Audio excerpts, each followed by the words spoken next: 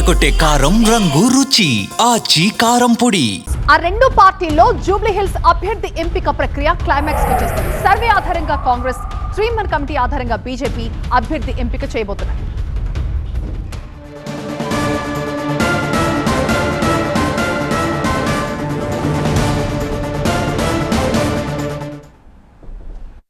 హైదరాబాద్ లో Jubilee hills ఉప ఎన్నిక అభ్యర్థిగా మాగంటి సునీతను ప్రకటించి బీఆర్ఎస్ ముందు వరుసలో ఉంది.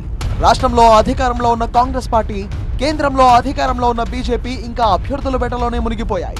అయితే ప్రచారంలో మాత్రం 3 పార్టీలు దూసుకుపోతున్నాయి. జూబ్లీ హిల్స్ అభ్యర్థిపై కాంగ్రెస్ కసరత్తు చివరి అంకానికి చేరింది. సర్వే ఆధారంగా 3 అభ్యర్థులను షార్ట్ లిస్ట్ చేశారు ఇన్ఛార్జ్ మంత్రులు. ఢిల్లీలో సోమవారం జరగనున్న స్క్రీనింగ్ కమిటీకి డీటెయిల్స్ పంపనుంది పీసీసీ. రాష్ట్ర నాయకత్వం నవీన్ యాదవ్, బొంతు రామ్మోహన్, సిఎన్ రెడ్డి పేర్లను ఫైనల్ చేస్తున్నట్టుగా ప్రచారం జరుగుతోంది. మరోవైపు తాను కూడా టికెట్ రేసులో ఉన్నా అంటున్నారు అంజన్ కుమార్ యాదవ్. మరోవైపు జూబ్లీ హిల్స్ కాంగ్రెస్ ఇన్ఛార్జీలు, కోఆర్డినేటర్లతో మీనాక్షి నటరాజన్, మహేష్ కుమార్ గౌడ్ సమావేశమయ్యారు. ఎవరికి టికెట్ ఇస్తే పార్టీకి మేలు జరుగుతుంది అన్న అంశంపై ఆరా తీశారు. సోమవారం అభ్యర్థిని ప్రకటించే అవకాశం ఉన్నట్టుగా సమాచారం. అయితే బీజేపీ కూడా ఇప్పటికే అభ్యర్థి ఎంపిక కోసం 3-man కమిటీని వేసింది.